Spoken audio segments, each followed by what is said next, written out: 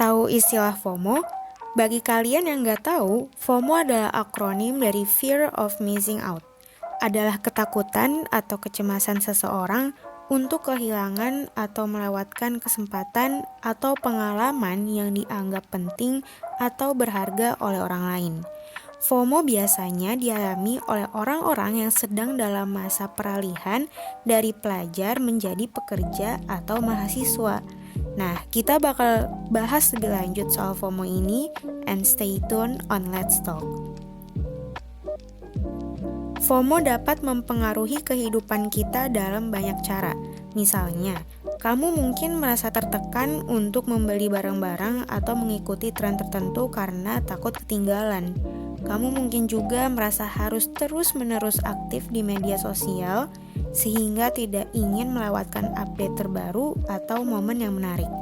Namun, perlu diingat bahwa FOMO juga dapat membawa dampak negatif pada kesehatan mental kita. Tekanan dan kecemasan yang dirasakan karena FOMO dapat menyebabkan stres dan kelelahan. Selain itu, terus-menerus membandingkan diri dengan orang lain dapat menyebabkan merasa rendah diri dan tidak percaya diri. Jadi, bagaimana kita mengatasi FOMO? Pertama-tama, kita perlu mengakui bahwa FOMO adalah perasaan yang normal dan dialami oleh banyak orang. Namun, kita juga perlu mengenali bahwa kita tidak bisa terlibat dalam setiap aktivitas atau mengikuti setiap tren. Kadang-kadang kita perlu memprioritaskan diri kita sendiri dan memilih apa yang terbaik untuk kita. Selain itu, kita perlu belajar untuk mengontrol waktu yang kita habiskan di media sosial. Jangan biarkan media sosial menjadi sumber kecemasan atau tekanan bagi kita. Alih-alih, gunakan media sosial dengan bijak dan fokus pada koneksi positif dengan orang-orang yang kita pedulikan. Kasar katanya adalah FOMO itu gengsi. Atau bahasa yang lebih kasar lagi adalah FOMO sama dengan norak. Kalau teman-teman lu punya Air Jordan X Dior dan lu nggak punya, it's fine. Masuk surga nggak pakai sepatu itu. Teman-teman lu pada nge-vape di coffee shop terkenal juga tidak merubah hukum rokok jadi mubah dan gaul jadi wajib dengan rukun-rukun gaul yaitu nongkrong di coffee shop enggak. Mengikuti gengsi itu menyebabkan burnout bagi mentalitas kita karena tren selalu update, patch notes-nya bakal ada terus tiap hari, standarnya juga tidak konstan alias relatif. Daripada energi lu terbuang sia-sia ngikutin tren yang makin lama menjurus kepada kerak jahanam, kenapa nggak lu aja yang jadi pusat trennya? Jadi contoh bagi orang sekitar lu bahwa jadi keren itu gak perlu make HP yang kameranya 3 biji gede-gede terus ketemu cermin langsung mirror selfie. Jadi contoh bahwa keren bukan orang yang bawa pacarnya ke hotel terdekat mentang-mentang udah punya KTP. Jadi keren tanpa harus ugal-ugalan naik kendaraan mentang-mentang baru dapet SIM hasil nembak. Jadi contoh kalau jadi cowok keren itu bukan yang joget-joget letoy di depan kamera bareng cewek-cewek dengan body spek duyung, bukan. Itu bukan keren, norak jatohnya. Kalau dulu Presiden kita Insinyur Soekarno mengatakan bahwa 10 pemuda bisa mengguncang dunia, maka kalimat itu sudah tidak relevan. Karena kalimat itu muncul saat orang-orang seperti Agus Salim masih hidup. Gue bukannya merendahkan kualitas pemuda zaman sekarang ya, tapi realita berbicara demikian.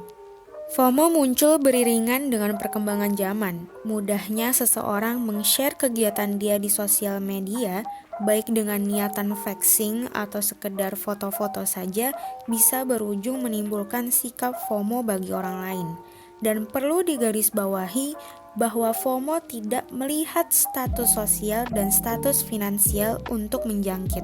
Mungkin orang paling kaya di lingkungan lo menderita FOMO demi status sosial dia, demi diterima di lingkaran-lingkaran pertemanan yang sebenarnya bukan buat temenan, tapi tempat flexing yang teman-temannya bisa bilang, ih mau deh, habis ini beli ah.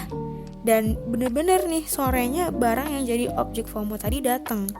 Pada dasarnya, orang kaya yang gayanya banyak itu bukan sombong, mungkin sekedar FOMO yang timbul akibat tekanan sosial. Makanya temenan sama orang-orang yang kurang peduli fashion dan mode. Bukannya FOMO yang muncul, melainkan kesadaran bahwa dunia tetap baik-baik saja walau pakaian kita tidak mencerminkan seberapa banyak uang yang ada di rekening kita. Kesadaran bahwa ada orang-orang dengan status finansial dan sosial yang lebih rendah, tapi malah bisa tertawa dan berteman dengan tulus dibanding pertemanan yang mengedepankan gengsi sebagai tolak ukur kepantasan seseorang untuk tetap berada di lingkaran itu. FOMO bisa jadi pisau bermata dua. Di satu sisi ia merepotkan penderitanya, di satu sisi, ia juga menjadi bahan bakar orang tersebut untuk berusaha dan bergerak demi mencapai tujuannya. Maka kendalikan arah dan orientasi FOMO kita. Seperti yang udah disebutkan di awal, bahwa kita hanya perlu sadar bahwa kita nggak perlu ikut-ikutan semua hal yang ada di sekitar kita. Ada banyak orang yang menunggu dan berharap kita berhasil saat kita sibuk cari akun thrift buat beli sepatu hype dengan harga murah demi bisa jalan-jalan bareng orang-orang yang kita sebut sebagai circle idaman. Duit yang kamu spend untuk barang-barang bergengsi tadi bisa kamu spend di tempat yang lain. Bukan berarti memperindah diri sendiri itu salah, tapi sadar diri jauh lebih dibutuhkan untuk hal-hal yang bersifat krusial dalam hidup. Karena pada dasarnya bukan cuma people yang come and go, things also come and go. Gak ngikutin tren sekarang ya paling besok udah ada tren baru lagi. Gak kuliah bareng teman-teman lu di SMA ya lu juga bakal dapet teman-teman baru di kuliah. Teman-teman lu pada pakai alma mater kuning, ya alma mater biru dongker pun gak apa-apa. Kamera HP temen lu ada 5 dan lu cuma 3, ya gak apa-apa juga. Temen lu hobi basket, sementara hobi lu fotografi yang pakai payung-payung buat lighting juga nggak apa-apa. Kalau kata anak indie zaman sekarang yang lagi cari pembelaan terkait status jomblo berkaratnya, lu akan terlihat indah di mata yang tepat. Kalaupun bukan sekarang, maka biarlah waktu membantumu bermetafora menjadi pribadi yang lebih indah. Jadi segitu aja buat episode kali ini. Kenapa episode ini lebih pendek dari 2 video sebelumnya? Karena ChatGPT gak mau bahas tema FOMO ini dengan fleksibel. Kata dia, FOMO bukan bercandaan. Lah, yang bilang FOMO buat bercandaan siapa? Gaje emang. Jadi harusnya kerasa banget perbedaan gaya skrip antara konten yang dibantu ChatGPT dengan yang pure hasil tangan Bang Bets. Kadar sarkasmenya beda jauh. Seperti biasa, kalau ada yang kurang lu berhak mengkritik, dan kalau lu suka maka sebuah like, share, dan emot orang salto pakai baju oranye 5 kali sangat diapresiasi. Hit hard, hit often.